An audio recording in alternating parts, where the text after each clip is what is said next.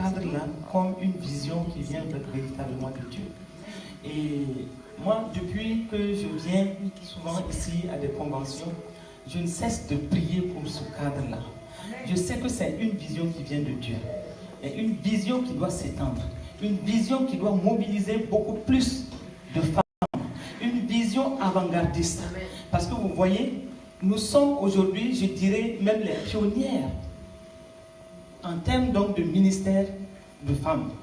Et il y a beaucoup de jeunes filles, jeunes femmes qui aujourd'hui aspirent à servir le Seigneur dans des conditions correctes, dans des conditions reconnues. Et donc, nous, aujourd'hui, nous avons une grande responsabilité. La responsabilité, c'est quoi? C'est d'être des femmes de Dieu accomplies. Des femmes de Dieu, je dirais vraiment sereines, des femmes de Dieu qui savent ce qu'elles veulent et qui savent que ce n'est pas du n'importe quoi que de porter cette responsabilité, de dire que nous sommes en train de servir le Seigneur. Souvent, quand nous avons affaire à un homme de Dieu qui reconnaît le ministère des femmes, et moi je dirais vraiment, je rends grâce à Dieu pour Papa Karambiri qui rapidement a reconnu le ministère des femmes. Et c'est pourquoi je peux me tenir ici. Parce qu'au Burkina, je peux dire qu'en termes de Burkinabé pur, je suis la première femme consacrée pasteur. Il y avait d'autres nationalités qui étaient là, mais femme burkinabé, je suis la première qui a été consacrée pasteur. Et donc c'était comme une sorte de, je ne dis pas risque, mais il fallait être courageux pour aller dans ce sens. Je sais qu'il avait consacré des femmes évangélistes avant, mais en termes de, vous savez, quand on dit femme pasteur, là, souvent, certains hommes de Dieu même préfèrent, ils veulent bien entendre femme prophétesse, même évangéliste, mais souvent le titre de pasteur là, il y en a qui se disent non, ça doit être seulement masculin. Je ne sais pas si je me fais comprendre. Beaucoup se disent ça.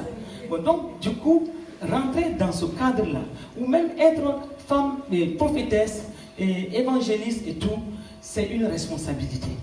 Nous avons la responsabilité donc de nous conduire comme il faut et de travailler à partir de la parole et uniquement de la parole.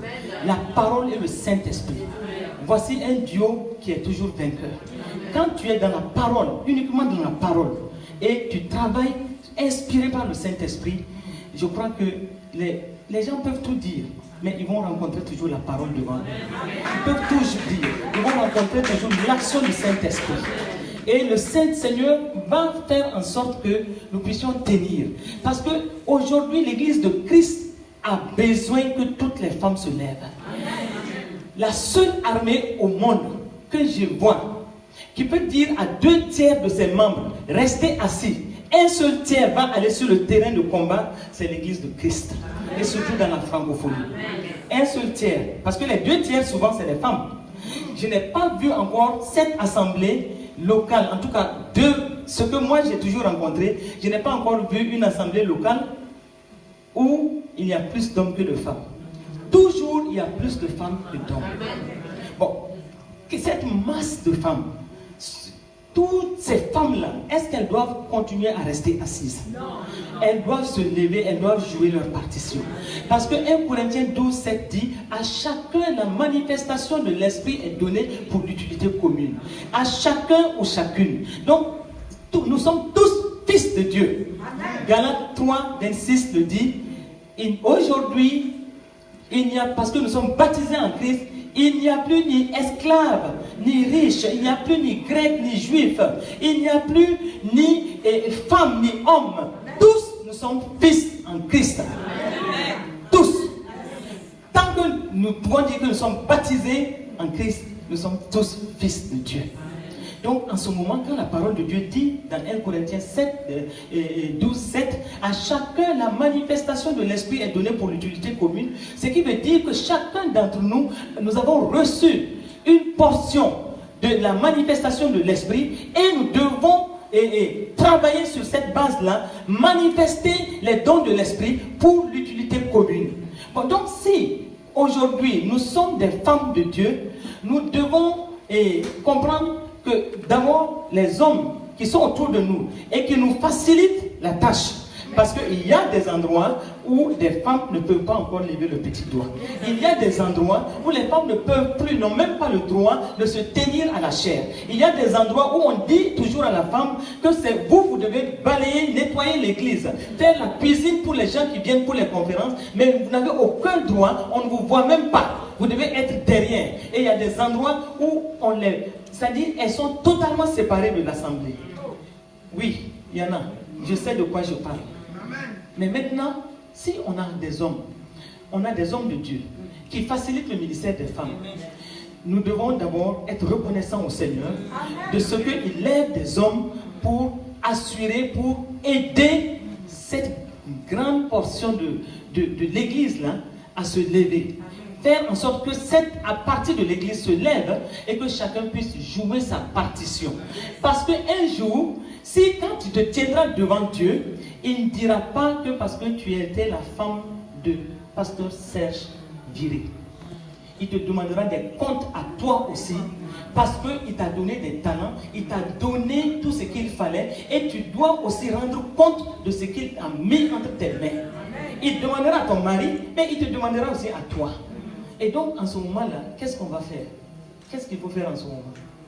Donc, il faut que nous ayons l'intelligence renouvelée et que nous soyons véritablement dans la parole. Et ne nous contentons pas seulement de remercier ces hommes de Dieu-là, parce qu'on va dire merci Seigneur pour ces hommes de Dieu. Mais l'autre part qui est pour nous, c'est que nous soyons solides dans la parole. Et que nous soyons des femmes soumises selon la parole de Dieu. Et que nous soyons des femmes obéissantes.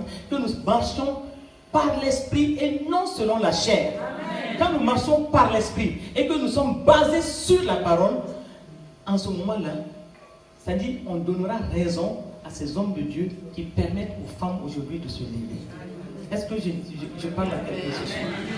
Donc si en ce moment on n'est pas vraiment et on ne manifeste pas la sagesse de Dieu, si on ne manifeste pas la sagesse de Dieu, parce qu'on connaît des femmes dans le ministère qui sont loin de manifester la sagesse de Dieu. C'est-à-dire tout ce qu'elles font, elles donnent raison à toute cette grande partie d'hommes de Dieu ou d'autres personnes qui disent qu'il ne faut jamais permettre que les femmes viennent à ce sphère-là. Parce que leur façon de vivre, leur manière d'opérer, qui est une manière purement charnelle, qui n'a rien de spirituel, et elles agissent que dans la chair. La chair, et quand, là où elles sont, c'est toujours des mélu-mélo, là où elles sont, c'est toujours des bagarres, ou encore quand les gens regardent, tout ce qui sort de leur bouche, c'est des critiques, c'est courir au mal pour les autres, c'est faire des choses qui ne glorifient pas le Seigneur. En ce moment-là, on est en train de donner raison à ceux qui disent qu'il ne faut pas permettre aux femmes de rentrer dans la classe des ministres de Dieu. C'est pourquoi nous devons faire attention. Et si les Women of God sont aujourd'hui un cadre où les femmes doivent se retrouver, les femmes dans le ministère, que effectivement les femmes dans le ministère soient là. Amen. Qu'elles ne refusent pas d'être là, qu'elles soient là. Amen. Si elles sont là, elles doivent s'enseigner. Elles doivent s'exposer à des enseignements de qualité. Amen. Et elles doivent se soumettre à des enseignements de qualité. Amen. Et ces enseignements de qualité vont les bâtir. Des enseignements de qualité vont leur donner de la carrure. Ces enseignements de qualité vont faire en sorte que, même en regardant de loin, qu'on dise que c'est véritablement des women of God. Amen. Et qu'on dise que ce sont des femmes qui sont sages. Ce sont des femmes qui donnent envie de laisser les femmes être dans cette sphère de femmes de Dieu. Amen. Donc c'est une responsabilité. Et c'est pourquoi on doit faire attention. Je ne sais pas pourquoi je dois faire cette mise en garde. On doit faire attention. Vous savez, moi quand je viens à des conférences ou à des jours, je dis au Saint-Esprit de parler. Ce que je prépare, c'est pour moi. Mais je lui dis ce que tu as à dire. Afin que ce que chacun doit recevoir, reçoive. Et il m'est arrivé d'arriver à la chaire et de ne même pas dire un mot de ce que j'ai préparé. Mais c'est ça aussi. Si tu dis au Saint-Esprit de parler, il va parler. Bon, donc c'est pourquoi, certainement que Dieu veut nous mettre en garde. Faisons attention. Entre nous là, aimons-nous comme si tout ne dépendait que de notre amour. Aimons-nous. Ça, c'est un principe clé. Et l'amour ne jalouse pas. L'amour ne critique pas. L'amour ne se fâche, ne s'irrite point. 1 Corinthiens 13, du verset 4 à 8. Si vous prenez cela, moi je vous invite même à lire cela, pas seulement dans la version 8 secondes. Allez dans la parole vivante. Dans le Nouveau Testament, parole vivante. Si vous prenez 1 Corinthiens 13, 4 à 8, vous allez être émerveillés. C'est véritablement un baromètre de l'amour divin en nous. Dieu dit dans sa parole, d'abord, Jésus, c'est-à-dire ce qui se passe entre nous aujourd'hui, Jésus a vécu ça avec ses disciples. Il les a vus aussi. Il les a vus certainement dans des petites querelles. Et c'est pourquoi le thème de l'amour était primordial pour Jésus. Et c'est pourquoi quand il partait, à la veille de sa crucifixion, dans Jean 17, il va dire, dans Jean 17, 26, il dit que je leur ai fait connaître ton nom, et je le leur ferai connaître encore, afin que l'amour dont tu m'as aimé soit en eux, et que moi-même je sois en eux. Regardez, il a conclu le Jean 17 là, la prière dite sacerdotale par cette partie-là, où il dit que l'amour dont tu m'as aimé, il n'a pas été égoïste. Il dit l'amour dont Dieu l'a aimé. Qu'il cet amour-là soit dans les disciples et par extension nous aujourd'hui, et que lui-même il soit en eux. Paul, qui n'était pas physiquement avec Jésus, vient plus tard dans Éphésiens 3:3. Il dit que c'est par révélation que j'ai reçu tout ce que je suis en train de dire. Et il dit dans Romains 5:5, hors de l'espérance de ton point. Car l'amour de Dieu a été répandu dans notre cœur par le Saint-Esprit. Ce qui veut dire que dès que tu es enfant de Dieu, l'amour de Dieu est répandu dans ton cœur.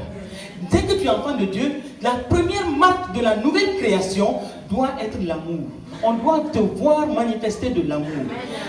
On ne dit pas que par moment la petite colère ne viendra pas. Puisque Éphésiens 4, 26 dit que si tu te mets en colère, ne pêche point, que le soleil ne se couche point sur ta colère. Ça veut dire que dans la même journée, tu dois trouver le moyen de parler à la personne et de régler les choses et dans l'amour, et après tu as fini. En ce moment, tu ne donnes pas accès à l'ennemi et tu n'attristes pas le Saint-Esprit.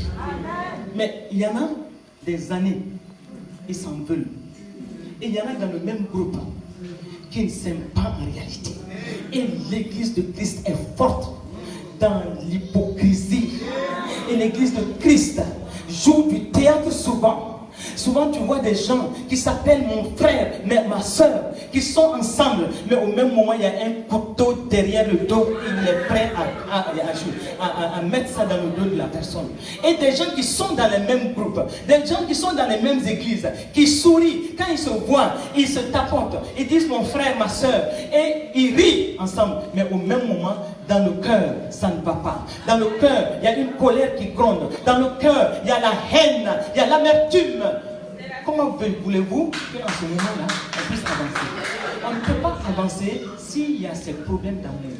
Donc, faisons attention pour que l'amour caractérise les women of God. Que l'amour caractérise les cadres où les femmes se rencontrent. Que l'amour nous caractérise à tel point que quand on nous voit, qu'on voit en nous des disciples de Christ, de véritables disciples de Christ, qui sont caractérisés par l'amour.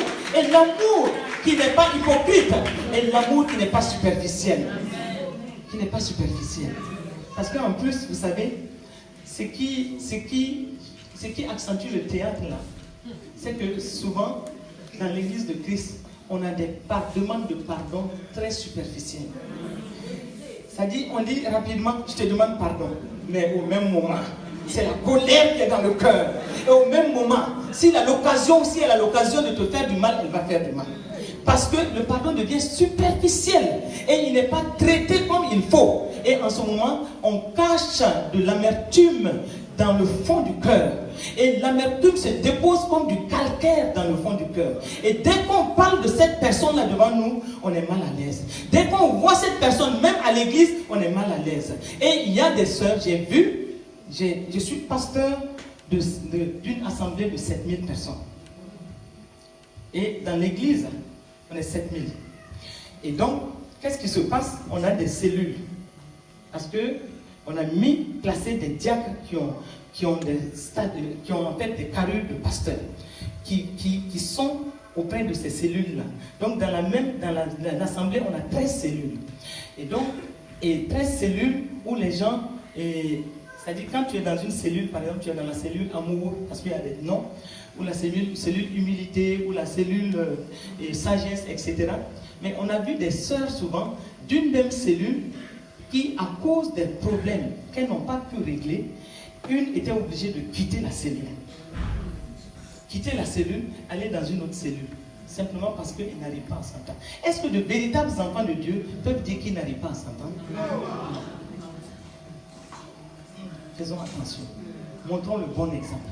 Aimons-nous comme si tout ne dépendait que de cela. Ayons les coudes serrés, comme si tout ne dépendait que de cela. Soyons une armée de femmes. Une armée de femmes de qualité et qui agit vraiment de façon à ce que nous, le Seigneur Jésus, soit glorifié. Jésus a été le premier révolutionnaire qui a ouvert le ministère des femmes. Le premier révolutionnaire. Si vous regardez, vous allez voir, la Bible a été écrite par des hommes. Donc par moment, on cache un peu l'action des femmes. Mais par moment, on peut ouvrir les coins de voile pour montrer que des femmes étaient effectivement là. Jésus, autour de Jésus, il n'y avait pas que des disciples hommes. Il y avait des femmes qui étaient là. Et on les cite bien dans la parole de Dieu. Et ces femmes-là agissaient correctement autour de lui et soutenaient son ministère. Et Jésus a été le premier à libérer le ministère de la femme. Il a été le premier à montrer que la femme peut bel et bien servir son Dieu. Il a été le premier à montrer le chemin et à soutenir les femmes. Et il n'a jamais rejeté une femme. Quel que soit ce qu'elle a été dans le passé, il n'a jamais rejeté une femme. Le passé est passé. Il faut se tenir dans le présent et regarder où on va pour l'avenir. Et c'est pourquoi il faut vraiment qu'on soit saint de qualité. Que le Seigneur lui-même bâtisse ces genres de mouvements, ces genres de cadres, pour qu'on soit un cadre avant-gardiste. Pour que des jeunes filles, des multitudes qui regardent de loin aient d'abord envie de devenir des servantes de Dieu, et que aussi les autres qui regardent disent: ah oui, ça vaut le coup de laisser les femmes pour que vraiment elles servent le Seigneur. Donc ça, je crois que Dieu veut certainement que nous puissions dire cela, et ce que je dis, c'est valable pour nous tous ici. Veillons sur notre cœur. S'il y a quelque chose qui nous joue des tours, c'est notre cœur. Notre premier ennemi souvent, c'est pas ailleurs, c'est intérieur à nous, c'est notre cœur. Notre cœur qui peut nous faire en sorte que certaines portes se ferment. Notre cœur qui peut nous jouer des tours et qui peut même bloquer notre destinée. Et notre destinée peut souffrir parce qu'on n'arrive pas à rentrer dans une destinée fructueuse simplement parce que notre cœur nous joue des tours. C'est dans ce cœur-là qu'il y a souvent l'amertume cachée. Des choses qui sortent difficilement. Et il y a des gens qui ont tellement de la difficulté à pardonner. Moi, je ne comprends pas. Alors que la parole de Dieu est claire. Quand tu ne pardonnes pas, là, tu es livré au bourreau. Et si tu es livré au bourreau, là, Matthieu 18, 34 dit que c'est ainsi que notre Père fera de nous si nous-mêmes nous ne pardonnons pas. Et si lui te livre au bourreau, qui va te délivrer? Qui va te délivrer? S'il te livre au bourreau, qui va te délivrer? Notre cœur nous joue beaucoup de tours. C'est pourquoi le roi Salomon a dit dans les Proverbes 4, 23, il dit: veille sur ton cœur plus que toute autre chose, car de lui viennent les sources de la vie. Veille sur ton cœur. Veille sur ton cœur. Et moi, chaque fois, j'ai dit au Saint-Esprit: passe dans mon cœur comme un scanner pour regarder s'il y a des petites taches. S'il y a qui que ce soit que je tiens un peu captif encore dans mon cœur, montre-moi cela. Et ça, je ne me gêne pas. Parce que quelqu'un ne va pas être un blocage pour moi. Je suis suffisamment intelligente pour ne pas te laisser être un blocage pour moi. Même si j'ai raison, j'irai vers toi pour te demander pardon. Même si j'ai raison. Simplement parce que j'ai compris. Puisque quand tu ne pardonnes pas, même l'atmosphère spirituelle est contre toi. Parce qu'il y a trois niveaux que tu ne peux pas, à qui tu ne peux pas du tout te cacher. Il y a Dieu, il y a toi-même, et il y a Satan. Et Satan n'est pas un garçon de cœur. Lui, c'est démon. Quand il arrive à avoir une situation par laquelle il peut te bloquer, il te bloque, il te serre et tu ne bouges pas. Et tant que tu n'as pas réglé, Il ne te lâche pas. Et puis c'est avec sa raison. C'est avec raison qu'il te bloque. Est-ce que je parle à quelqu'un ce soir? Je ne sais pas pourquoi je devais insister dessus. Si tu es là et que tu es concerné par ces choses-là, il faut les régler. Libère-toi et libère les autres. Ça sera pour notre bien à nous tous au nom de Jésus. Donc, ce soir-là, comme je le disais tantôt, le thème est très, très, très important. Et pour le premier message, j'ai intitulé le premier message « Soyons des messagers de bonnes nouvelles ». Parce que le psaume 68, verset 12 dit « Le Seigneur dit une parole et les messagers de bonnes nouvelles sont une grande armée. » Vous voyez, on récite ça. Nous sommes une grande armée. Et donc, si nous devons être une grande armée, et moi je crois que le Seigneur a parlé aux women of God. Il a dit une parole. Il a dit une parole. Levez les yeux. Regardez les champs qui blanchissent. C'est une parole qu'il a dit. Maintenant, il attend des women of God de faire en sorte qu'il y ait une grande armée qui sorte de vous. Parce que, effectivement, quand nous regardons, les champs sont blancs. Quand nous regardons, les panneaux sont rouges. Quand nous regardons, toutes les situations, circonstances sont là aujourd'hui pour nous dire que nous ne devons plus avoir de repos. Amen. Tout est là aujourd'hui pour signaler que nous ne devons pas nous asseoir. Tout est là. Regardez ces crises dans le monde. Regardez ces crises socio-économiques. Regardez ces guerres. Regardez ces famines, ces nouvelles maladies. Regardez le terrorisme. Regardez l'insécurité. Quand ces choses-là se multiplient, allons dans la parole de Dieu. Nous avons toutes les réponses dans la parole de Dieu. Si nous allons dans la parole de Dieu, nous voyons que ces choses-là ont été bel et bien citées. La parole de Dieu dans les évangiles, Jésus en a parlé. Il a dit, si vous voyez ces signes-là, ça veut dire que la fin n'est pas trop loin. Et en ce moment-là, qu'est-ce que nous devons faire? David a dit dans le psaume 11, il dit, quand les fondements sont ébranlés, quand les fondements sont renversés, le juste, que doit-il faire? Que ferait-il, le juste? Tu as été justifié par le sang de Jésus. Et aujourd'hui, tu vois que les fondements sont ébranlés. Les fondements de la famille sont ébranlés. Regardez, aujourd'hui, les gens s'alignent d'un côté pour se marier et quelque temps après, ils s'alignent de l'autre côté pour divorcer. Et même dans l'église de Christ aujourd'hui, regardez tout ce qui se passe. Les fondements sont ébranlés. Au niveau de la société, les fondements sont ébranlés. Au niveau des nations, les fondements sont ébranlés. Personne ne croit en l'autre. Et il y a l'insécurité. La peur grandit dans les cœurs. Et si la foi vient de ce qu'on entend, et ce qu'on entend vient de la parole de Dieu, la peur aussi est une foi négative. Elle vient de ce qu'on entend, de ce qu'on voit, et ce qu'on entend ici vient de ce que le diable est en train de faire. Et c'est pourquoi, si vous regardez dans Romains 8 et 19, il est dit que la création tout entière attend avec un ardent désir la révélation des fils de Dieu. La révélation des fils de Dieu. Qu'est-ce que les fils de Dieu, qui sont ceux-là qui sont justifiés par le sang de Jésus, qu'est-ce qu'ils font au moment où les fondements sont ébranlés? Qu'est-ce qu'ils font au moment où on regarde? Il y a des crises, il y a des signaux, il y a des panneaux qui sont rouges et qui sont signalés dans la parole de Dieu. Qu'est-ce que nous en faisons? N'est-ce pas là une interpellation? Est-ce que Dieu ne nous interpelle-t-il pas? Est-ce que Dieu ne nous montre-t-il pas encore là que regardez, levez les yeux, regardez, les champs blanchissent? Qu'est-ce que vous attendez? Vous attendez encore combien de temps pour vous lever? Vous attendez quoi pour vous lever? Qu'est-ce que Dieu devait faire pour nous et qu'il n'a pas fait? Dites-moi, le vrai évangile ne manipule personne. Le vrai évangile dit ce que Christ a véritablement fait pour chacun d'entre nous. Le vrai évangile nous dit dans Jean 5, à partir du verset 10, il dit que vous avez la vie éternelle.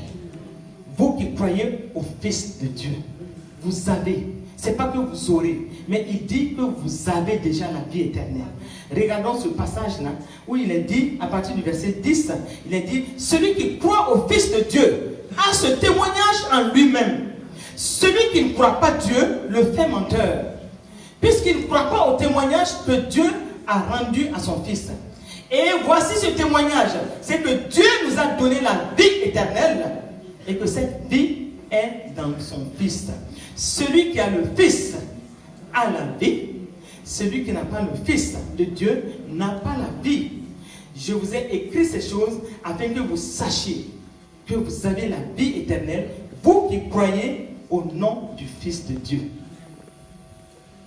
Vous savez, quand on parle de vie éternelle, il y en a qui croient que c'est quand on sera de l'autre côté.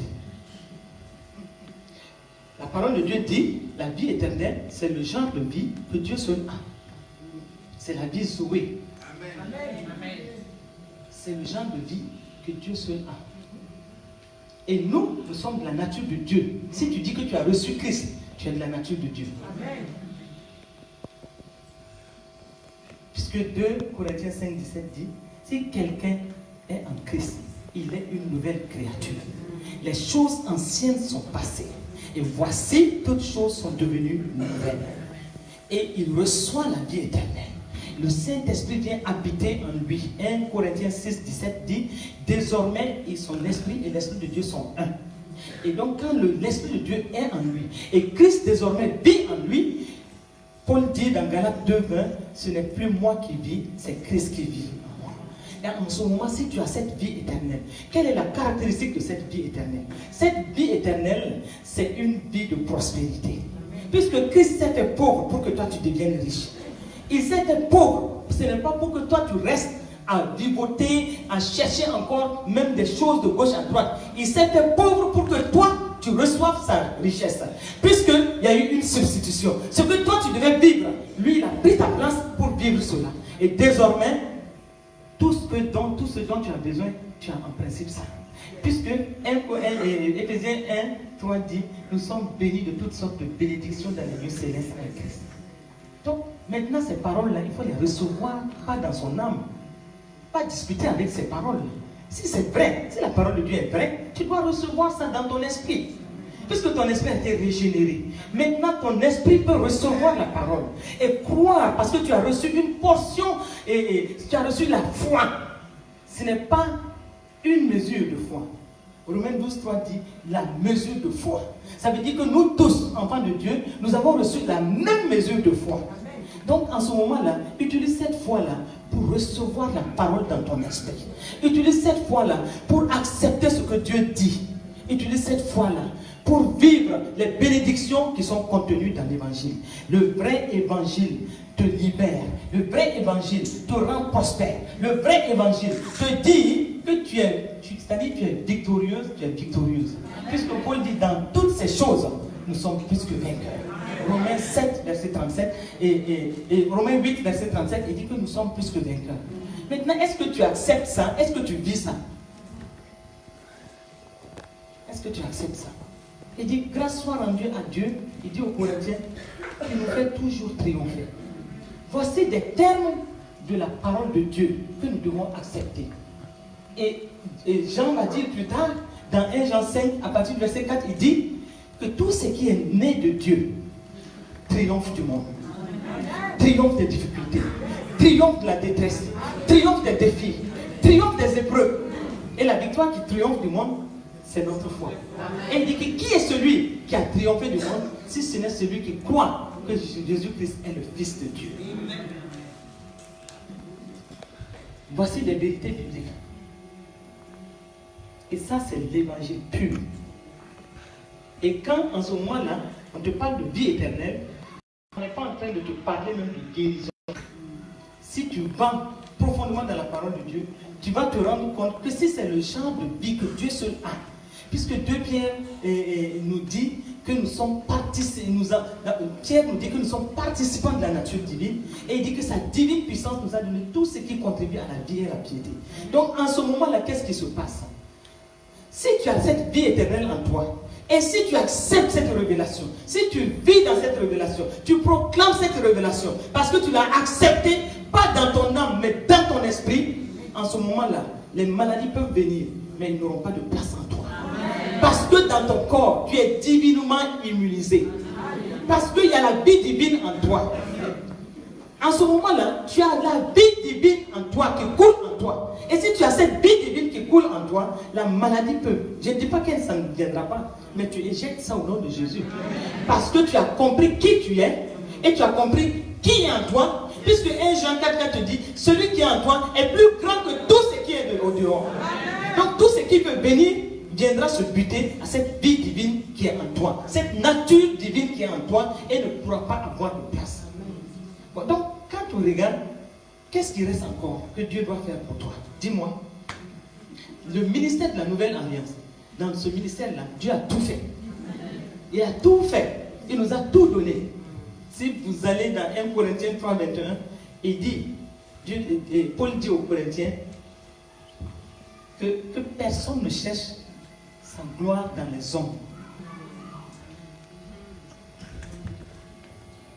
Même pas dans lui. Même pas dans lui-même, Paul. Il dit non. Que nul ne cherche sa gloire dans les hommes.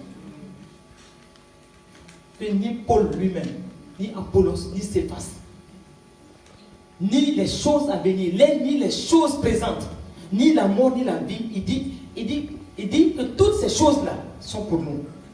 Et nous sommes à Christ et Christ est à Dieu. Bon, donc, en ce moment, quand tu prends ces choses-là, est-ce que tu t'assois pour accepter ces vérités bibliques? Est-ce que tu t'assois pour dire que si c'est vraiment ça, normalement, l'état dans lequel je suis là, je ne devais pas être dans cet état? Parce que, dites-moi, disons-nous la vérité. Est-ce que nous croyons que quand nous regardons tout ce que nous sommes en train de vivre, est-ce que nous croyons que Jésus a été sacrifié pour ça là? Non. Moi, je crois qu'on a besoin de monter dans la révélation. On a besoin de monter dans cette révélation. Ce que toute l'œuvre achevée de Christ, ce n'est pas pour que nous soyons encore en train de lutter et de vivoter pour certaines choses. Non. Mais maintenant, si tout ça a été fait comme un bon paquet de notre héritage en Christ, qu'est-ce qui reste pour nous? Notre christianisme devait servir à quoi? Notre christianisme, c'est que nous-mêmes on comprenne qui nous sommes. Qui nous sommes et que nous comprenons que si nous sommes enfants de Dieu, c'est pour que nous puissions donner la lumière aux autres. Amen. Que nous puissions comprendre que si nous sommes sauvés, c'est pour que beaucoup d'autres soient sauvés. Amen. Si tu es sauvé et que tu es encore sur cette terre-là, c'est que Dieu a besoin de toi. Pas pour que tu sois en train de lutter pour des petites bénédictions. Pas pour que tu sois en train de lutter pour une voiture, pour un mari, pour un travail. Non, parce qu'il dit tout ça, c'est pour toi. Si tu as la foi et que tu saisis ces choses-là, tu vas vivre ça. Tu vas vivre ça. Tu vas vivre ça. Si tu, je dis bien si tu as la foi, si tu acceptes. Si tu n'acceptes pas, tu ne vivras pas. Mais si tu acceptes, tu vas vivre ça. Je vous donne rapidement un témoignage pour vous dire. Vous savez, souvent, c'est parce que simplement, on n'accepte pas les choses. On n'intègre pas ça en nous. Et si on n'a pas accepté, si on n'a pas intégré, ça ne va pas effet dans notre vie. Non. Donc, la parole va couler sur toi comme sur un canard, les poils d'un canard, les plumes d'un canard. Un homme qui avait un cancer du côlon. Il avait un cancer du côlon et ce cancer-là était très avancé. Le côlon était pourri. Et les médecins, après les différents examens, les médecins ont trouvé qu'il ne faut même pas toucher. Il ne faut pas chercher à opérer cet homme-là, sinon il va mourir. Parce que le cancer était très avancé. Et quand ils montraient même les images, c'est-à-dire le côlon, il n'y avait plus grand-chose. Mais le malade a dit, il dit, dans tous les cas, selon ce que tout le monde dit, lui il doit mourir. Et les médecins lui ont même donné des périodes, des semaines, en lui disant qu'il ne peut pas dépasser ces semaines-là. Parce que ça évolue vite et tout le côlon est pourri. Mais le malade dit que comme lui il doit mourir dans tous les cas, il préfère que le médecin prenne le risque de l'opérer. Il a dû supplier le médecin a refusé. Il est parti passer par un intermédiaire. Demander à cet intermédiaire-là de parler au médecin pour que le médecin accepte. Le médecin dit, ok, si c'est ça, je vais y aller. Et quand ils ont ouvert le ventre de ce malade-là, le médecin a eu un signe de dégoût. Il a dit aux autres, regardez. C'est-à-dire l'équipe qui opérait. Et quand ils ont regardé, chacun a dit, on ne peut même pas toucher, il faut refermer. Ils ont recousu et quand le malade s'est réveillé, après l'anesthésie, on l'a amené dans sa chambre. Et quand le médecin est repassé pour le voir, le médecin est passé le voir, mais avec un large sourire. Et donc le malade demande tout de suite comment ça s'est passé. Et voilà la réponse du médecin, ça s'est très bien passé. Oui, ça s'est très bien passé. Il dit, ah bon? Il dit, oui, ça s'est très bien passé. Et le médecin ne savait pas qu'il était en train de mettre une parole de vie dans le cœur de cet homme. Et donc le malade a pris cette parole-là. Tous ceux qui rentrent le voir, il dit, le médecin m'a dit que ça s'est très bien passé. Tous ceux qui viennent le voir, il dit, mais c'est étonnant, mais ça s'est très bien passé. Et chaque jour, il peut répéter ça au moins 10 fois. Tous ceux qui viennent le voir, ils répètent ça. Il a cru, il a intégré ça en lui, et il répète ça, il proclame ça. Et donc, les médecins étaient étonnés d'abord de voir qu'il s'est rétabli vite à l'hôpital. Donc, ils l'ont libéré, mais avec l'idée, il va mourir. Puisque lui n'a pas dit la vérité, le médecin. Mais il ne veut pas lui le décourager. Il a dit, ça s'est très bien passé. Et l'autre a continué à dire ça à tout le monde, ça s'est très bien passé. Et il ajoute même par moment, comme ça s'est très bien passé, donc je vais vivre.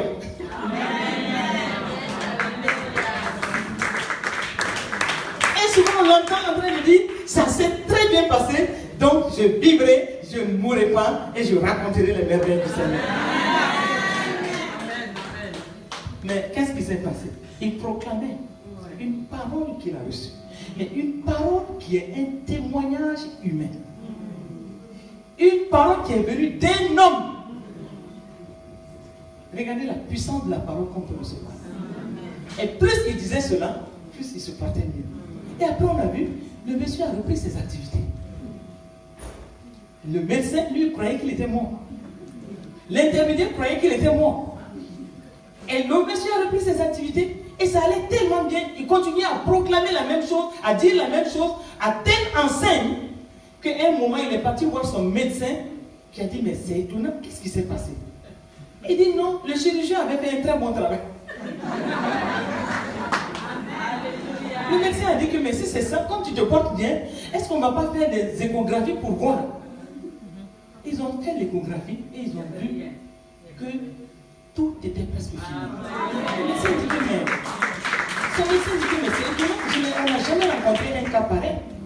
Mais que je vais voir donc le médecin, il a dit non, non, non. Maintenant que on a les résultats et que tu dis que tout va bien, je vais faire un bon cadeau à ce chirurgien-là. Maintenant, il appelle l'intermédiaire. L'intermédiaire était interloqué. Il dit, ah, parce que lui aussi, il croyait qu'il était mort. Et il dit à l'intermédiaire, et comme le chirurgien avait fait un très bon travail, j'ai un cadeau, je veux le rencontrer pour lui donner le cadeau. L'intermédiaire appelle le chirurgien était choqué. Le chirurgien dit quoi? Ce malade la vie? Il dit, il se porte bien, il a repris ses activités et il veut venir te donner un cadeau parce que tu as fait un bon travail. Donc le médecin était tellement choqué que le téléphone est tombé de sa main. Et après on l'a rappelé pour dire que le malade va venir. Le malade est parti le voir. Il semble qu'il était bouche bée. Il gratte sa tête, bouche bée, il regarde le malade comme un revenant, mais en réalité, il a oublié que cette parole qu'il a mise en lui et qui était que tout s'est très bien passé, et si tout s'est très bien passé, tu ne mourras pas, tu vivras.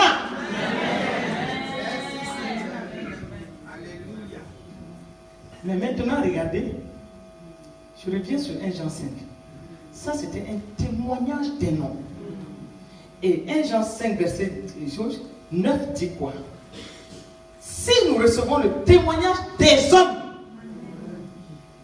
ah là là là là, est-ce que vous comprenez quelque chose? Hey, si nous recevons le témoignage des hommes, et ça peut faire produire un tel résultat, il dit, le témoignage de Dieu est plus grand. Amen. Je suis simplement en train de dire, est-ce que nous croyons véritablement à l'évangile? Si nous croyons, Dieu a tout fait pour nous. Amen. Maintenant, ce qui nous reste, c'est que nous aussi, nous bénissons Dieu. Amen. Ce qui nous reste, c'est que nous aussi, nous travaillons pour Dieu. Amen. Les panneaux sont au rouge aujourd'hui. Tout signale le rouge. Tout est là, selon les Écritures, pour dire que la fin n'est pas trop loin. Et Dieu dit, à travers tout ce que vous êtes en train de vivre, levez les yeux, comprenez. Qu'est-ce qu'il dit par la bouche de Paul à Timothée? Dans les derniers temps, les hommes seront orgueilleux, fanfarons, etc., etc. Est-ce qu'on ne voit pas ça aujourd'hui? Oui ou non? Oui. On voit ça. Si vous prenez ce passage-là, vous allez lire partie par partie, vous allez voir qu'on vit ça aujourd'hui. Quand Matthieu, dans le livre de Matthieu, il parle des tremblements de terre, des famines. Est-ce qu'on ne vit pas ça aujourd'hui? Est-ce qu'on ne vit pas les nouvelles maladies? Des maladies qui sortent, on ne sait d'où. On vit tout ça. L'insécurité, le terrorisme, la peur qui grandit dans les cœurs, le manque de confiance. Aujourd'hui, les gens qui étaient souvent ensemble, ils s'asseyent l'un à côté de l'autre, ils ne se font pas confiance. Pourquoi? Parce que justement, ça ce sont des signaux que Dieu est en train de donner pour dire, attention, vous, si dans le temps de Jean 4, il a dit aux disciples, regardez dans quelles conditions il a dit ça aux disciples. Il a dit aux disciples à un moment où les disciples étaient partis dans la ville de Samarie pour chercher à manger. Lui, il était avec la Samaritaine. Il était en train de faire la volonté de son Père. Il était en train de travailler à ce que cette femme-là reçoive le salut. Et après tous les échanges et tout, cette femme va recevoir le salut, cette femme va courir pour aller chercher les autres. Mais au même moment, les disciples étaient là pour le presser, pour lui dire, mais maître, il faut manger. Il a dit non, je suis en train de faire quelque chose d'autre qui réponde à ce que je dois faire sur cette terre. Et il dit, mais écoutez, ne croyez pas qu'il y a encore des mois. Regardez, levez les yeux, regardez, les champs sont blancs. Et si les champs sont blancs, ce que je suis en train de faire, c'est ce que vous aussi vous devez être en train de faire. Et non pas en train de chercher les petites bénédictions, les questions de manger et de boire, les questions de courir derrière toute forme de bénédiction. Et d'ailleurs, parce que justement, nous n'avons pas accepté la parole de Dieu, l'évangile tel que cela est dit, et nous sommes en train de lutter pour des choses que Dieu nous a déjà données. Et en ce moment, ça nous détourne de l'essentiel. Et l'essentiel, c'est quoi aujourd'hui? C'est qu'on réjouisse le cœur de Dieu. L'essentiel, c'est que nous soyons des instruments pour que le royaume des cieux soit étendu. Et Dieu attend cela de toi et de moi. Dieu attend cela des femmes. Et pourquoi? Et vous savez, attention, hein, quand on prie et on prend un thème, ou bien vous avez dormi, vous vous êtes levé, puis vous avez dit, dites-moi. Ou bien vous avez mangé un bon foufou ghanéen là, et puis vous vous levez et vous dites, et les chansons blancs, venez. Non, je crois que vous avez prié les nuits même. Oui ou non? Vous avez prié et le Saint-Esprit vous a conduit. Vous a conduit sur ce thème. Et vous savez, souvent, c'est des thèmes que les gens ne prennent pas facilement. Parce qu'on veut les thèmes où on saute, où on proclame, tout le monde dit, je reçois au nom de Jésus. Oui, mais ici, là, c'est l'essentiel. C'est l'essentiel, c'est une interpellation. Et c'est une interpellation pour les femmes particulièrement. Et vous voyez, qu'est-ce qui s'est passé? En fait, que ce thème-là passe par les Women of God, arrêtons-nous pour regarder. Qu'est-ce que Jésus est en train de dire? Dieu est en train de nous parler. Parce que, vous voyez, depuis Genèse 3,15, il dit la postérité de la femme écrasera la tête du serpent. Mais le serpent blessera son talon. Une prophétie à deux faces. Il va blesser le talon. Mais nous avons toute la force toute la capacité. Et Dieu nous a donné tout ce qu'il faut, toute la puissance pour écraser la tête du serpent. Et quand on parle de la tête du serpent, on est en train de parler de l'autorité. Donc nous avons reçu cela. C'est une prophétie, une haute prophétie à deux faces. Nous avons reçu cela et nous avons cette force pour le faire, mais au même moment, le serpent va blesser notre talon. Et c'est pourquoi il faut avoir la révélation. Il faut ne pas laisser que ton talon soit blessé. Et pour ne pas laisser que ton talon soit blessé, tu dois être dans la parole et tu dois marcher par l'esprit. Pour que le Saint-Esprit te donne le discernement à des moments précis que ici, là, attention, le serpent veut blesser ton talon. Parce que s'il blesse ton talon, tu ne pourras même pas faire cet essentiel-là. S'il blesse ton talon, tu ne peux même pas courir pour faire ce que Dieu nous demande aujourd'hui de faire. Mais au même moment, Dieu nous a donné cette force. Et la parole de Dieu est une et une seule. Si Dieu a parlé ainsi depuis ce temps-là, tout ça, ça se rapporte à même ce qu'on est en train de dire. Puisque nous avons cette capacité, nous avons cette facilité de faire certaines choses, cette puissance aussi d'enrayer l'action de l'ennemi pour arracher des âmes et les amener dans la bergerie. Mais au même moment, quand Jésus a été ressuscité, regardez, la première personne à qui Jésus a dit, va dire à mes frères que je suis ressuscité, c'est à qui? Est-ce que ce n'était pas prophétique? C'est à une femme qui a parlé. Et quel type de femme? Dites-moi. Une femme de qui il avait chassé 7 démons. À telle enseigne que quand elle est partie pour dire aux frères là, ils ont dit, est-ce que vous êtes sûr que tous les démons là sont partis?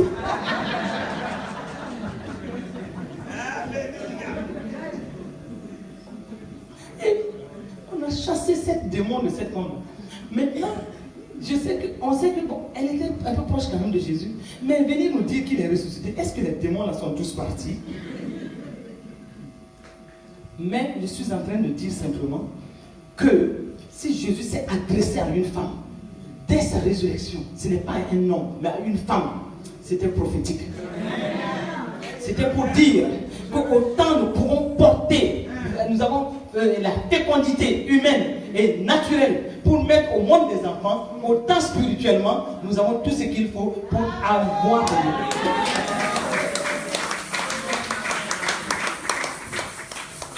Mais au même moment, l'attitude des femmes, regardez, souvent, quand elles ont une révélation, elles ont la facilité à réveiller. Oui ou non? Parce que aussi, on parle un peu plus que les hommes. On parle un peu plus que les hommes. Donc, on a la facilité de relayer l'information. Et donc, les femmes vont facilement pour chercher les brebis. Et facilement, elles ramènent des brebis à la bergerie.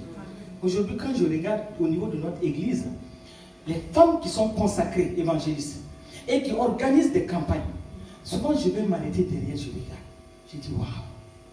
C'est-à-dire, elles organisent les campagnes là elles-mêmes. Et s'il y a 3 jours de campagne, elles le font elles-mêmes. Elles organisent tout, elles ont leurs équipes. Et au même moment, on voit vraiment beaucoup de gens qui viennent à l'appel. Souvent 500 personnes en une soirée. Et quand elles prient pour les malades, je vois comment vraiment elles prient avec autorité. Est-ce qu'on va dire que parce que c'est une femme, que ces brebis-là ne sont pas des brebis? Est-ce qu'on va dire ça? Non, on ne va pas dire ça. Donc c'est pour dire que nous, les femmes, nous avons notre place.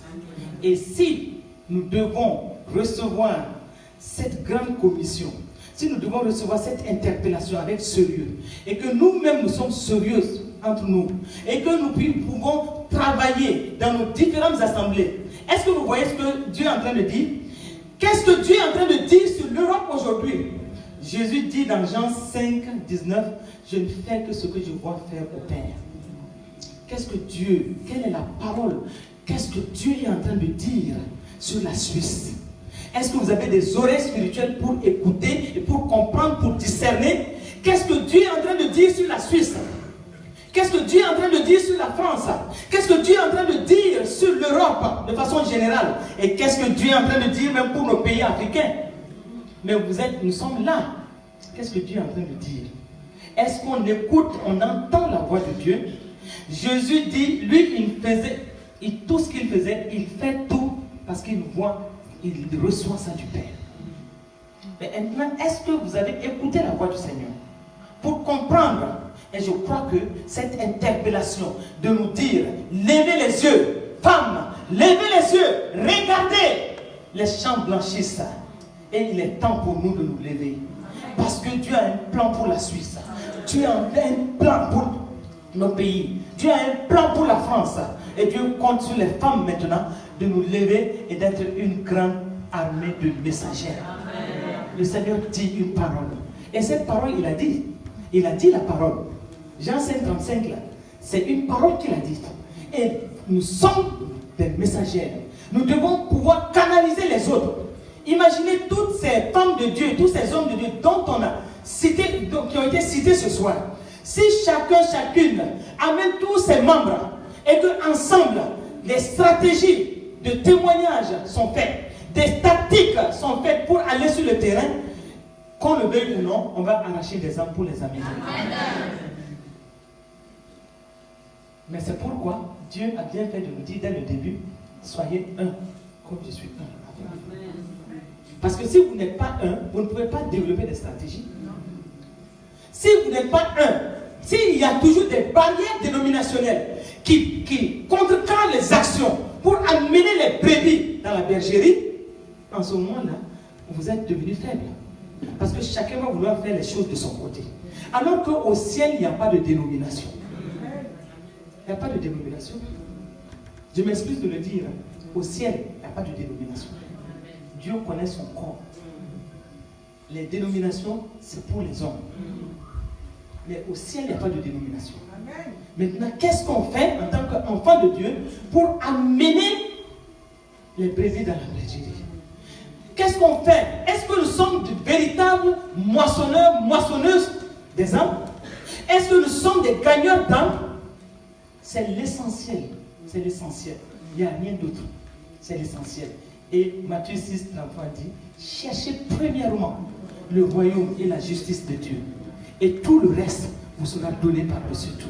Si on fait ce qui plaît au cœur de Dieu, si on réjouit le cœur de Dieu, il dit, le reste là, ça m'appartient. C'est-à-dire, c'est comme si la balle est dans mon camp maintenant. Faites ce que je veux. Réjouissez mon cœur. Et laissez-moi vos problèmes là, laissez que je m'en occupe. Et j'ai vu, quand les gens oublient leurs problèmes et se mettent sur le champ, le terrain, pour gagner des âmes, je vous assure, et au moment où ils vont se rendre compte, là, les problèmes là sont partis. Les problèmes sont partis.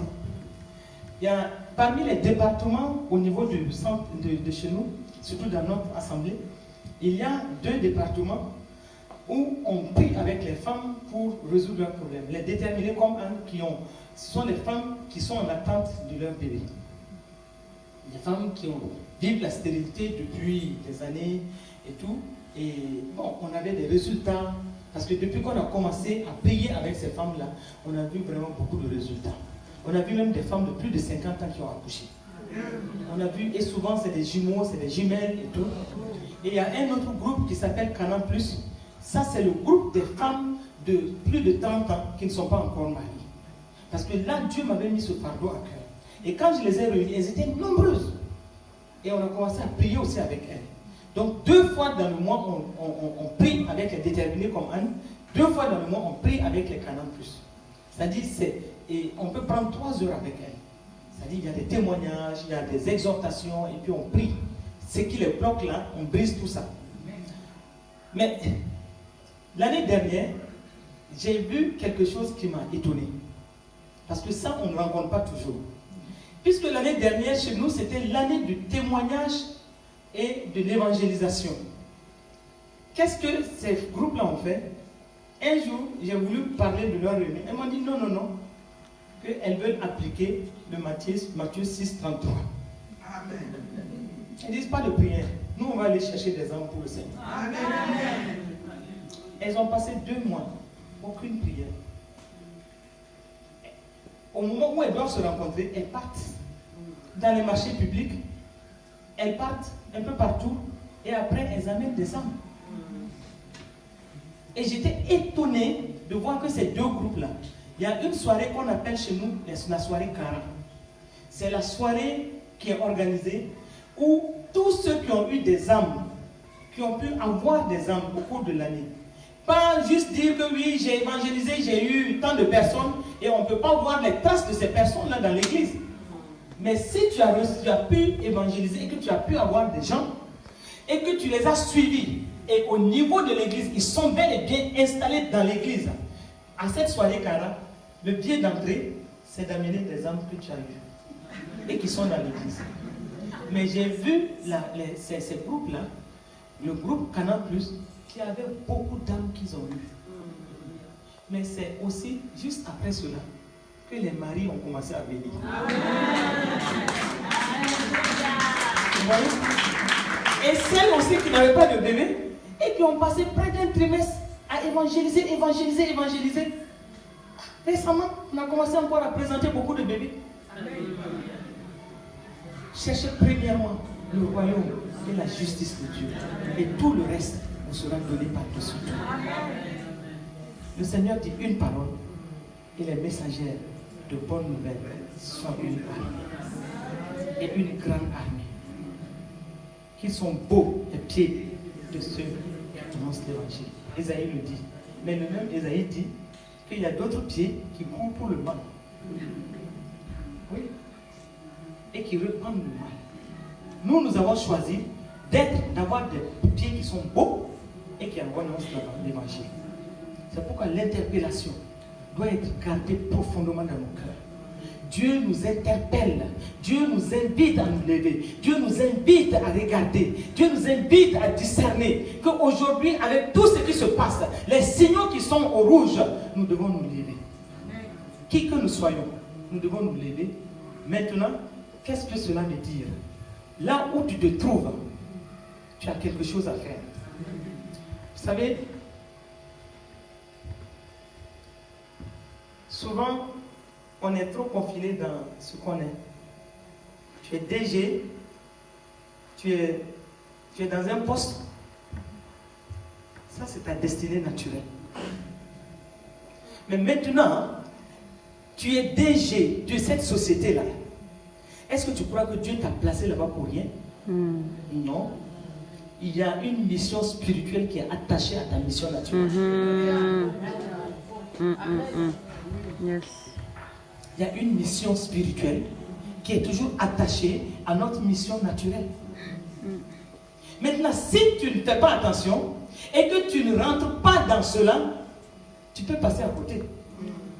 Il y a des brebis qu'on ne peut avoir que dans le cadre des DG. Oui ou non? Il y a des gens que tu ne peux toucher que quand tu es en classe affaires. Oui ou non? Il y a des gens que tu ne peux toucher que si tu es aussi au marché. Donc, qui que tu sois, où que tu sois, ta réaction doit être: quelle est la mission de Dieu pour moi là où je suis? Yes. Qu'est-ce que Dieu attend de moi? Même tu es assis dans l'avion là, celui qui est assis à côté de toi là, pourquoi Dieu a permis que ce soit lui qui s'asseye à côté de toi? Pourquoi Dieu permet que cet homme-là, ce n'est pas quelqu'un d'autre, que cet homme-là s'asseye à côté de toi? Le témoignage d'un homme de Dieu qui était dans l'avion, il était en classe affaires et avec quelqu'un qui était à côté de lui. Il a regardé la personne sur la tête, un peu sur le front. Il a compris qu'il n'est pas des nôtres. Mais il a compris aussi qu'il a le devoir de parler de Christ à celui-ci. Dès qu'il a commencé à parler de Christ, il dit non, mais tu m'as vu, tu as dû comprendre qui je suis. Il dit que même si j'ai compris, moi j'ai le droit de t'annoncer Christ. Il dit non, ça ne m'intéresse pas. Et puis il était assis, tranquille.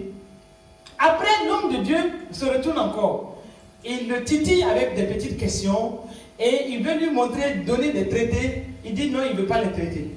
Il dit mais au moins tu peux répondre à cette... Non. Est-ce que vous pouvez me laisser s'il vous plaît? Vous savez, qu'est-ce qui va se passer? il continue à partir. 1 heure plus tard, l'avion rentre dans des troubles. L'avion était secoué. Et le monsieur maintenant l'attrape sur sa cuisse comme ça. Il attrape son voisin, homme de Dieu là. Et l'homme de Dieu se retourne et dit, mais tu vois, c'est à cause de ça que je te parle de Christ. Et le monsieur dit, oui, j'accepte, oui, j'accepte. Et il avait dit que donc tu acceptes Jésus. Il dit oui. Et puis il dit que bon, tu confesses alors. Il dit oui, Jésus est devenu mon Seigneur et mon Sauveur. Et maintenant, dès qu'il a confessé Christ, l'homme de Dieu s'est retourné, il a pointé le doigt sur l'avion, sur les ailes là. Il dit, avion, tu te stabilises au nom de Jésus. L'autorité par le nom de Jésus. Dès qu'il a fait ça, même pas 3 minutes, l'avion s'est stabilisé.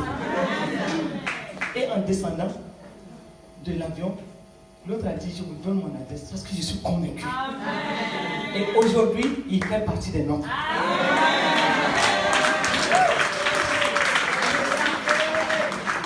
Vous savez, partout où tu es, il y a une mission spirituelle qui est liée à la mission naturelle.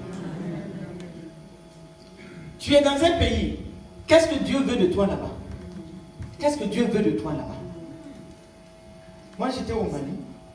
Quand je partais au Mali, j'ai compris qu'il y avait quelque chose. Je partais comme expert international dans un grand programme. Et au même moment, quand je suis arrivé, j'ai dit non, le Seigneur a quelque chose ici. Vous savez quoi? J'ai prié et j'ai mis en place une cellule. Pour raccourcir, au début, j'ai prié seul pendant des mois. Après, seul encore jusqu'à un moment. Et après, j'ai posé des actes prophétiques. J'ai sorti les chaises. J'ai dit, les enfants, venez s'asseoir au nom de Jésus. Pendant des mois, rien. Et après, le Seigneur m'a convaincu. Il y a forcément quelque chose dans ça. Un jour, il m'a montré une vision où j'ai vu vraiment beaucoup de gens qui étaient dans la cour, dans la maison. Et j'ai compris que le Seigneur m'a dit tout de suite que c'est de ça là qu'il s'agit. Et un jour, il y a un qui est venu. On était 2. Après, 3 autres sont venus. On était maintenant 5. Et pour tout raccourcir, la cellule a grandi très vite. Et en tout temps, elle est devenue une église. Amen. Aujourd'hui, cette cellule-là est une église en bonne et due forme et qui a 11 annexes. Amen. Mais quand je parle de mon séjour au Mali, qu'est-ce qu'on voit plus?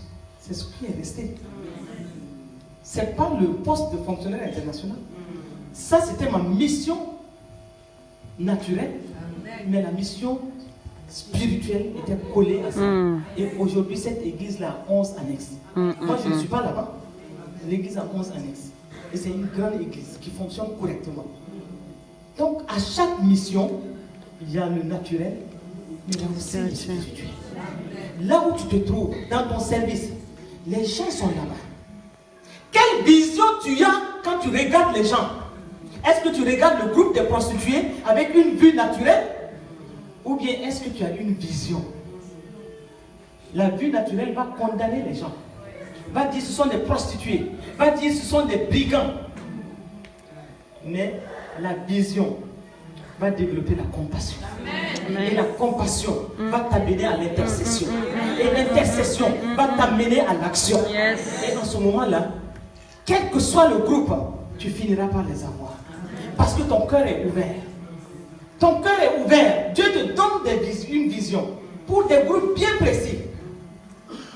Facilement, on condamne des femmes qui se prostituent.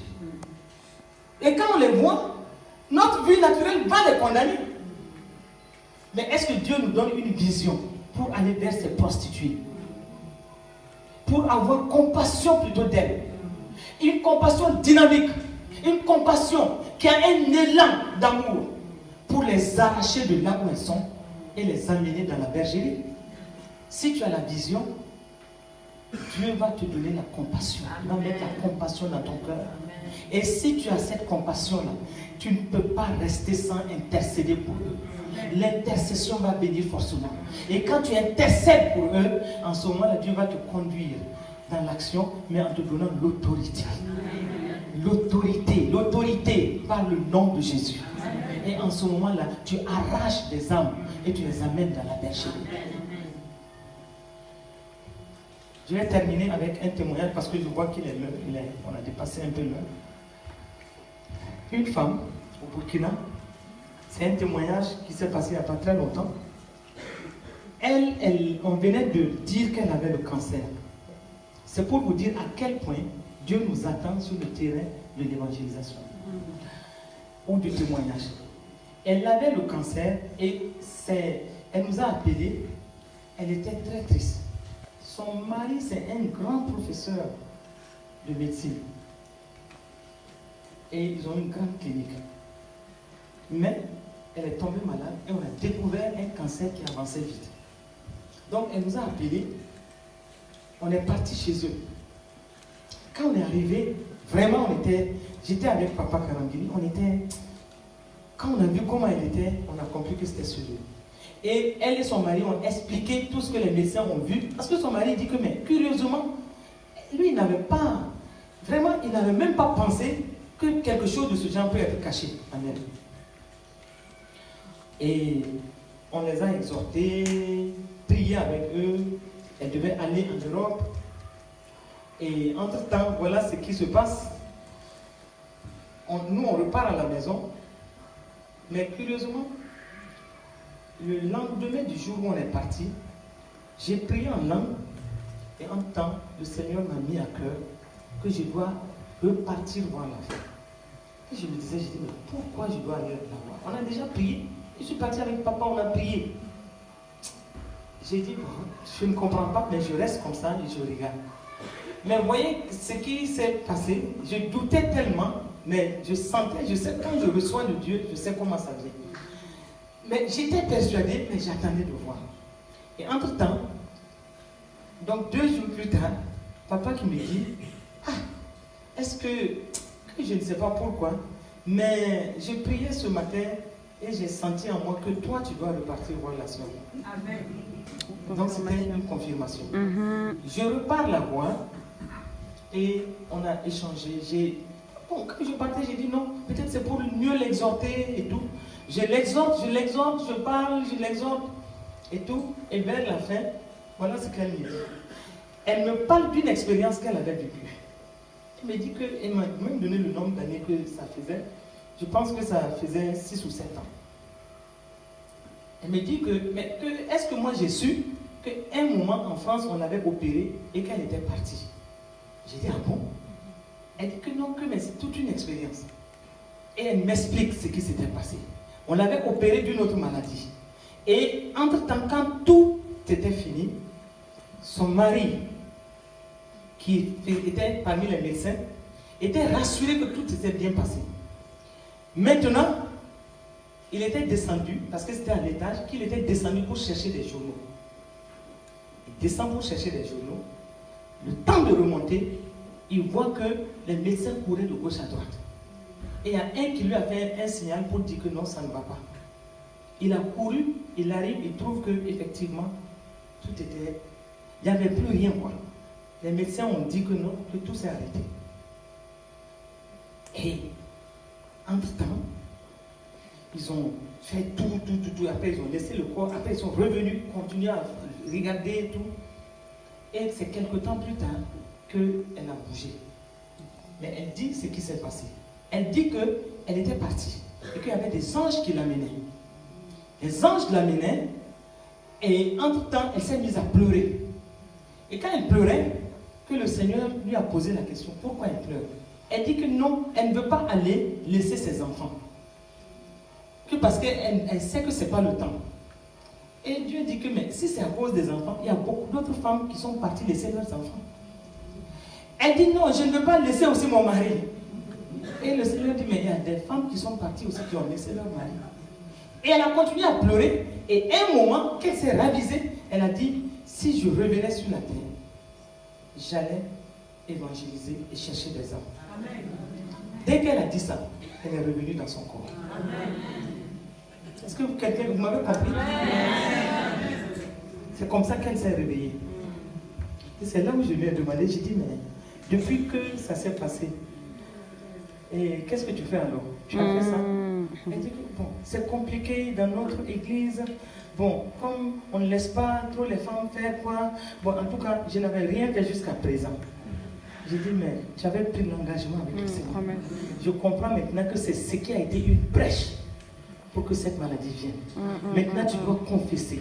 Tu dois te repentir et permettre maintenant à Dieu de te changer. J'ai dit, j'ai compris maintenant que c'était pour ça là que je devais venir. Je l'ai amené à se repentir et je lui ai dit, tu prends un nouvel engagement. Là, il hésitait. J'ai dit, maintenant, si tu ne prends pas, moi, je n'y peux rien. Mais tu dois prendre un nouveau engagement et travailler à ça. Elle a fini par dire oui. Et j'ai prié pour elle maintenant. J'ai pris autorité sur l'esprit d'infirmité dans son corps. Et j'ai réprimé l'esprit du cancer dans son corps. Au nom de Jésus, j'ai entendu.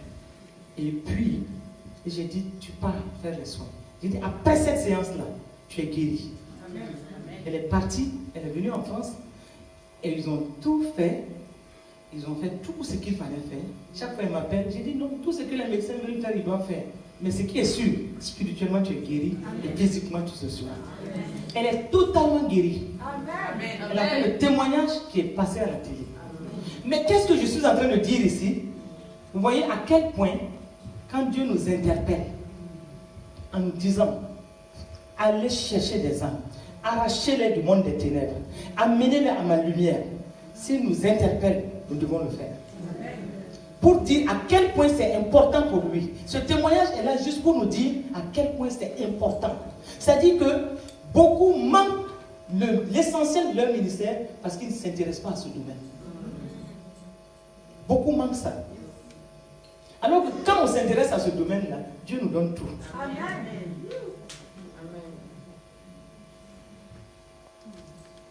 On va terminer.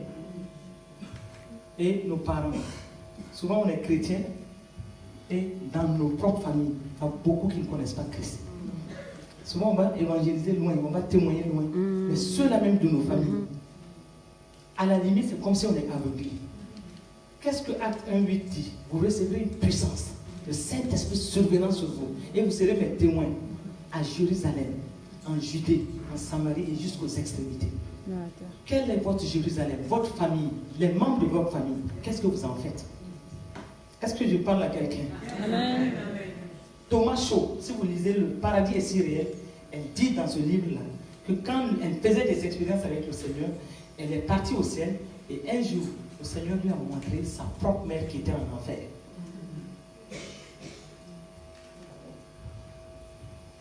Sa propre mère. Elle a pleuré, elle a demandé, Seigneur, arrache-la de là. Il a dit non, c'est trop tard. Que ce ne soit pas trop tard pour nous, le membres de la famille. Ce soir, est-ce qu'on peut baisser la tête? Parce qu'on a déjà dépassé. Est-ce qu'on peut baisser la tête?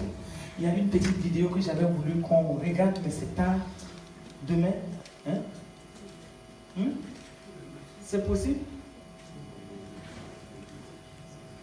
Parce que si c'est tard, c'est possible. La femme. Est-ce que c'est pour le temps?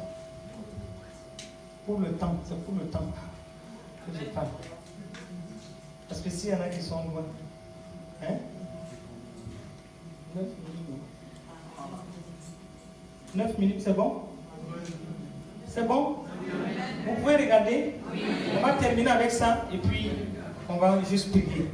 On aura l'occasion de prier. Certains vont dire, oh non, il ne faut pas que tout soit mis ça. Oui, on va prier. On va prier même pour les besoins. Parce que s'il faut déboulonner certains problèmes, pour nous permettre d'être plus libres pour aller sur le terrain, on va le faire. Et le Seigneur va faire en sorte que nous sortions de cette convention-là, vraiment avec la victoire, même par rapport à des choses qu'on vivait. Est-ce qu'on est d'accord avec moi ce soir? Est-ce que tu as reçu quelque chose ce soir? On va juste regarder ça et puis on va prier. Et demain, on continue. On est là ensemble jusqu'à samedi. Hein? Voilà. Et gloire à Dieu. Moi, je suis contente d'être avec vous. Je revois les visages et puis vraiment, je suis très contente. On va juste regarder ça et on va prier. Hein? Et puis... Père Claire, je suis camerounaise. Je voulais vous rendre témoignage de ce que le Seigneur m'a montré le 3 juin. J'étais à l'église avec mes enfants. On avait un programme de 3 jours 3 jours de jeûne à sec. Et c'était un vendredi, quand on avait déjà fait, on avait commencé mercredi la nuit, on avait fait le jeudi, donc vendredi. Après la prière de 16h, on nous a demandé d'aller nous reposer. Je suis allé me reposer avec mes enfants. D'autres, les frères sont allés en haut parce qu'il y a les chambres des frères, le côté des frères, le côté des sœurs. Donc j'ai donné à manger mes enfants. Je suis allé au lit. Je suis tombé dans un profond sommeil. Dans mon sommeil, mes bien-aimés, je me suis retrouvé à l'église. Dans l'église, dans mon église, les jeunes de cette église étaient en train de faire ce qu'on appelle en anglais drama, donc le théâtre. J'étais concentré avec mes enfants, on était en train de regarder le théâtre. Pendant que je regardais le théâtre, le Saint-Esprit m'a pris en esprit. Je me suis retrouvé dans un autre endroit. Cet endroit était comme le restaurant. Dans ce restaurant, il y avait plein de monde. Les gens étaient assis, ils mangeaient. Alors, le Saint-Esprit m'a dit, regarde, parmi tous ces gens, il n'y a une seule personne qui est mon enfant. Et le Saint-Esprit était un peu comme, je ne sais pas, quand vous partez à l'aéroport, vous voyez, les policiers, ils ont une machine. Quand tu arrives là, on examine les gens. Les policiers, ils ont une machine en main. On passe ça sur toi, ça fait les bruits. Si tu as la drogue.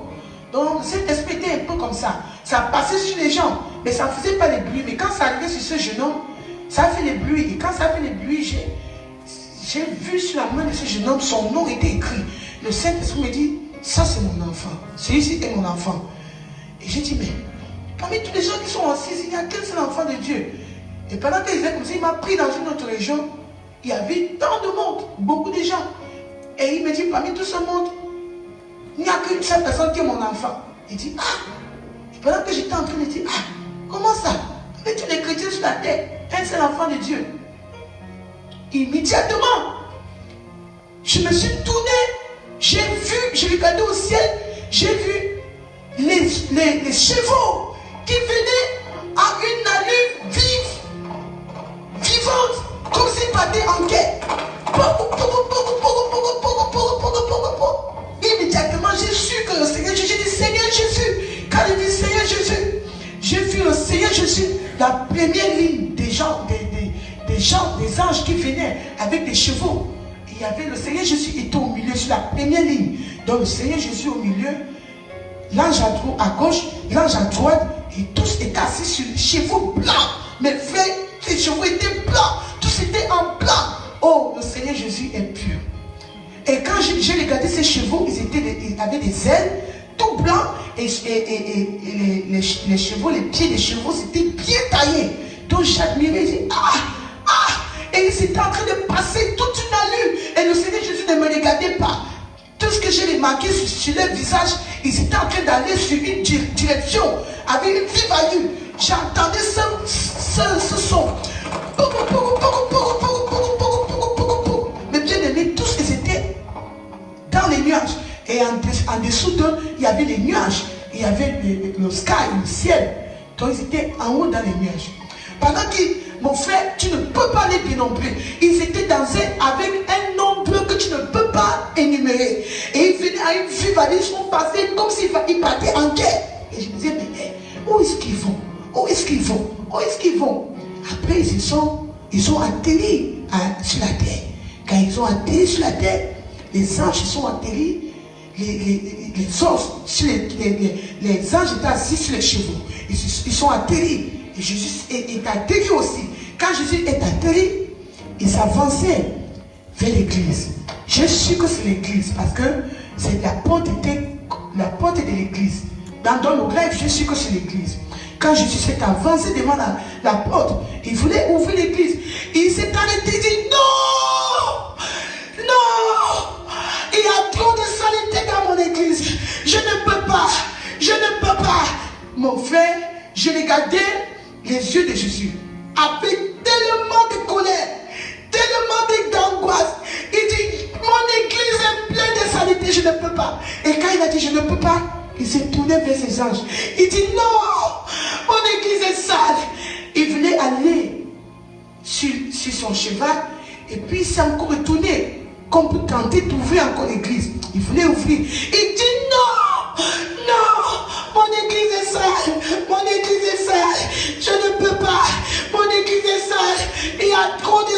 dans mon église. Mon frère et ma soeur, je veux corriger ceci. J'ai vu le visage de Jésus, c'était comme le visage des Pakistanais. C'était pas blanc, c'était pas noir. Donc il était ni blanc ni noir.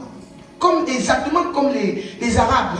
Et son visage et ses cheveux étaient comme les cheveux des Blancs. Cheveux des Blancs. C'est que je l'ai marqué, les épaules de Jésus étaient vraiment taillées. Et la robe qu'il avait sur lui était trop blanc. Ah! La sainteté de Jésus, trop blanc, même les anges étaient blancs, les chevaux étaient blancs, pas de saleté. Et Jésus était en train de crier, mon église est sale, mon église est sale. Bien aimé, quand j'ai regardé comme ça, mes yeux se sont ouverts. J'ai vu à gauche, à droite, il y avait tellement de monde, les petits, les grands, les gens, c'était des chrétiens. Et c'est que j'ai remarqué, les chrétiens étaient en train de crier, Jésus, Jésus, prends-nous avec toi, prends-nous avec toi, prends-nous avec toi. Et pendant qu'ils disaient, prends-nous avec toi, Jésus crie, non, mon église est sale, je ne peux pas, mon église a trop de saleté. Et quand il disait comme ça, bien aimé dans le Seigneur ouvrait mes yeux. J'ai vu remarquer que tous ces chrétiens étaient nus, tous nus. Ah, j'ai commencé à dire, avec tous les chrétiens qui sont sur la terre, il n'y a personne. L'église de Jésus est sale, l'église de Jésus est sale.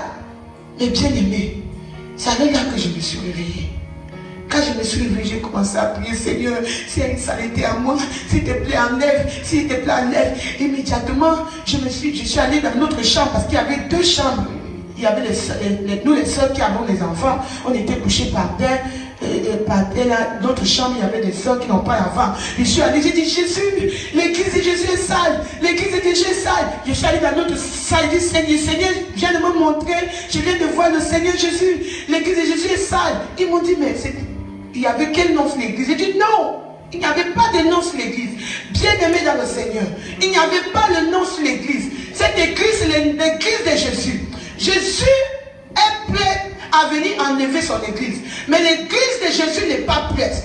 Bien aimé, je venais prendre cette opportunité pour m'adresser à tous ceux qui s'appellent chrétiens. Si tu es vraiment un enfant de Dieu, examine ta vie. Est-ce que tu es prêt d'être enlevé avec le Seigneur Jésus? Nous qui crions que nous sommes chrétiens, est-ce que nous sommes prêts? Est-ce que notre vie reflète vraiment la vie de Jésus? Est-ce que nous vivons dans la sainteté? Bien-aimés dans le Seigneur, ne soyons pas surpris. Préparons-nous parce que le grand jour arrive. Jésus-Christ arrive et il arrive dans la colère. Il vient pour rendre à chacun selon son œuvre.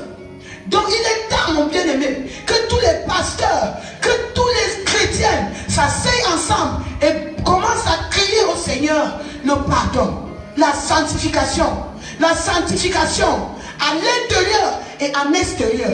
Est-ce que la façon que tu agis, est-ce que la façon dont tu parles, est-ce que la façon dont tu te comportes reflète vraiment la sainteté de Christ? La façon dont tu parles, la façon dont tu t'habilles, la façon, bien aimé dans le Seigneur, Jésus revient bientôt.